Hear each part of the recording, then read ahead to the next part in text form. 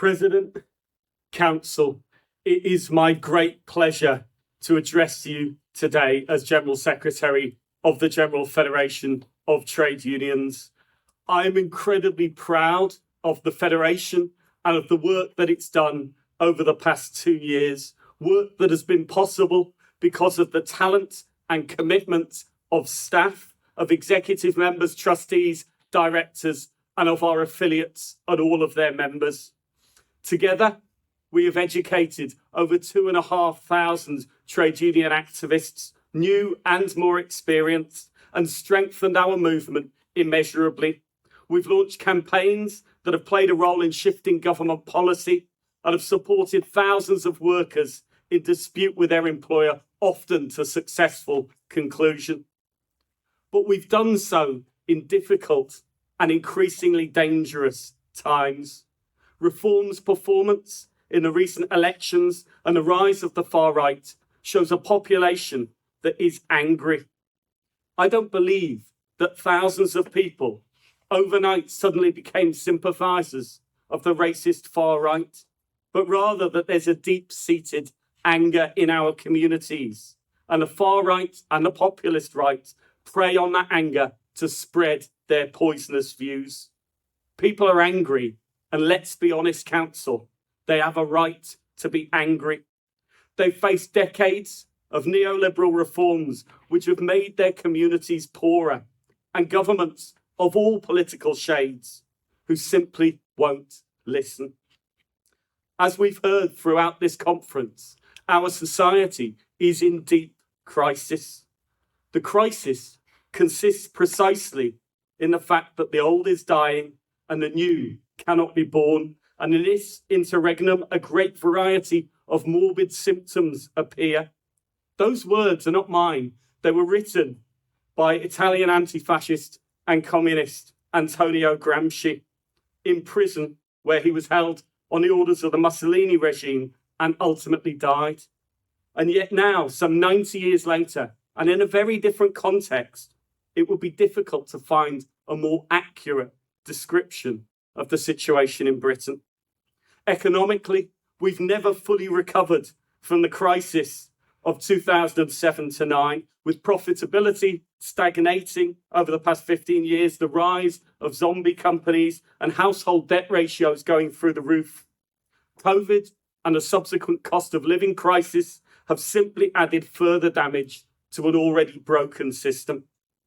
For the vast majority of people, this has been experienced in the form of declining wages, increasing bills, lack of access to public services, and precarious, casualised work with few, if any, employment rights.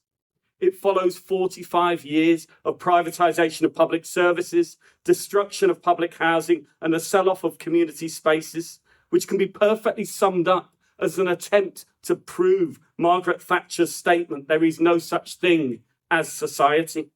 This has led to an economic, social, and political crisis, often manifesting as a crisis of identity. In response, we've seen the rise of the far right, street violence, and its counterpart in the racist politics of Reform UK.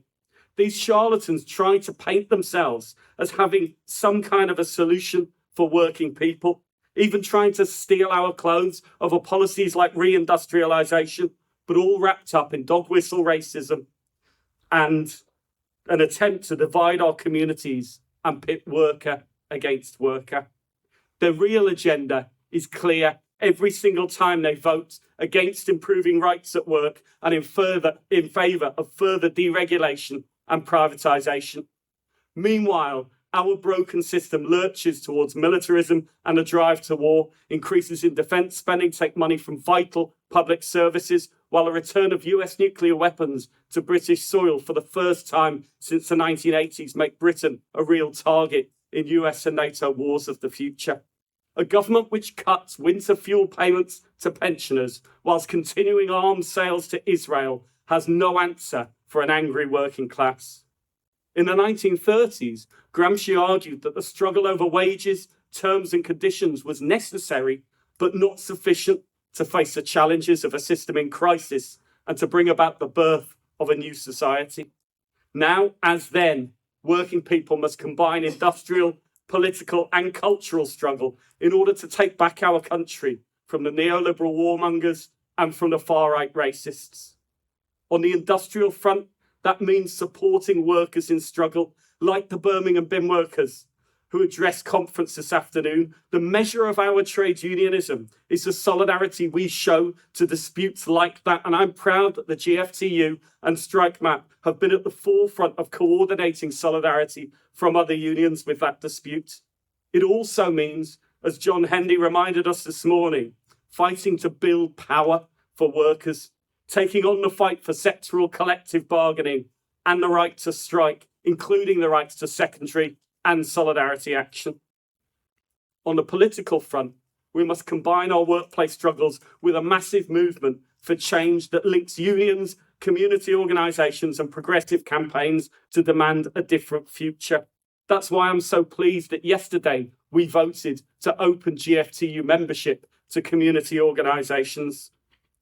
This will have a parliamentary expression, whether it's lobbying MPs, convening parliamentary groups, or seeking to influence the government through Labour Party policy.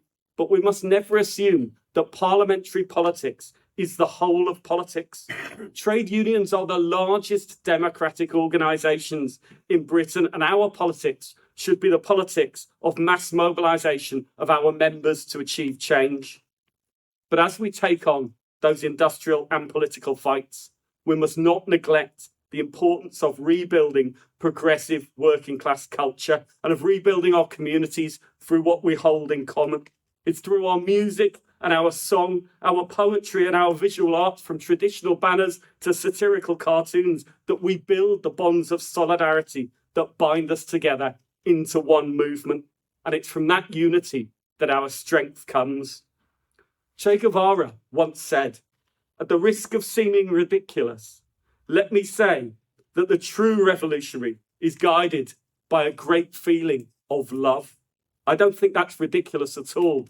Against the hatred of the far right, we pit our love for our families, our communities, and future generations of working people to come, along with the righteous anger that something must change. Solidarity.